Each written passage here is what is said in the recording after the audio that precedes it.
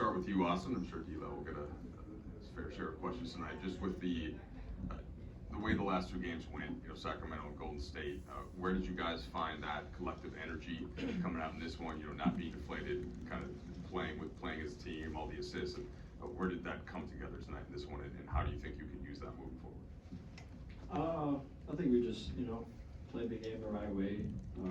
Obviously, shot the ball well, and things were going well. And defensively, we were, connecting 1 through 5, and thought we just had a really, good overall performance after the, super slow start. But, the coach said we had 39 assists. That's halftime, so I don't know. But yeah, I just thought it was an overall, good game. Yeah, so Coach just got through talking about it. He told you don't have the green light, you have the green room. Yeah.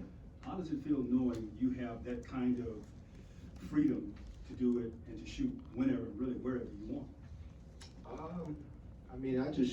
I appreciate him trusting me to that extent. Definitely try to feel like I earned something like that and it wasn't, given. So to know that that's something I put the work in to do and to put the work in to continue to do, seems normal for me, humbly. D'Angelo, I know you're not the biggest numbers guy, but with your 3-pointers tonight, you tie Nick Van Exel's franchise mark for most in the season. It's the longest standing mark of any team, close to 30 years. It's stood. Just considering your history with this franchise coming into the league here, to have a record, that's significant in what today's NBA is about. What does that mean? That's really cool, honestly, just to know that, to get credit for it. It's just really cool. I said I don't want to understate it, overdo it. I just feel like it's really cool to just be a part of something like that. I think I did something like that in Brooklyn as well. Just get credit for your game and what you work through and showcase it every night. Just to get credit for it for something like this. It's really cool. It's rare to have 3 off days, maybe a couple practices in between games. I was just gonna ask, what do you guys hope to get out of these next few days before your next game? A round to golf. Only a round? No, 3. No.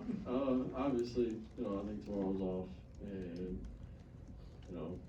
after that we'll get together and whatever it is, if it's get what you need, treatment, shots, whatever it is, I'm sure we'll get together and continue to try to get better.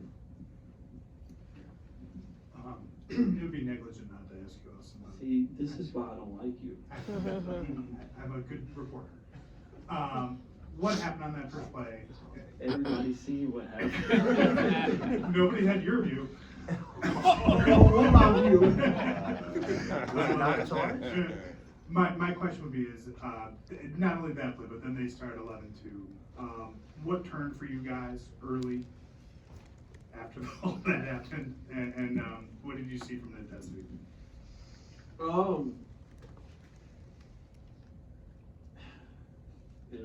I think that might be the first time I've ever been really dunked on. So I made it a really long time without being very athletic, picking my spots to get out of the way. Tried to take a charge. I don't know, super athletic kid, and he got one. The longer I play the game, I'm sure it's gonna happen again. So ain't too worried about it. It was just kind of the whole sequence of that being the start, and then them kind of having that run, and I'm sitting there like, shit, that's what started it all. But we responded really well, and that just gives us the knowing if a team comes out like that, then we can turn it around pretty quick. But of course you would be the one to ask that question. D'Angelo, my question's about LeBron. He's always, he's been playing at a high level all season, but he had 40 points the night before, and tonight he's extremely efficient. Have you noticed him, not saying he's at playoff Bron mode or anything like that, but have you noticed him kind of being even more attentive and being even more focused now that we're at the home stretch of the regular season? Yeah, his play obviously showing that. you know, knowing that there's 13, 14 games left. I think everybody has that in the back of their mind, knowing that, you know, we're coming to the end of the season, regular season or whatnot, trying to get in playoff form mentally and physically. But physically, he's always there. Mentally, I feel like he's always there as well. I mean, he still dominates the game at that age, so I still feel like he's there too. So, yeah, I guess. Thanks, everyone.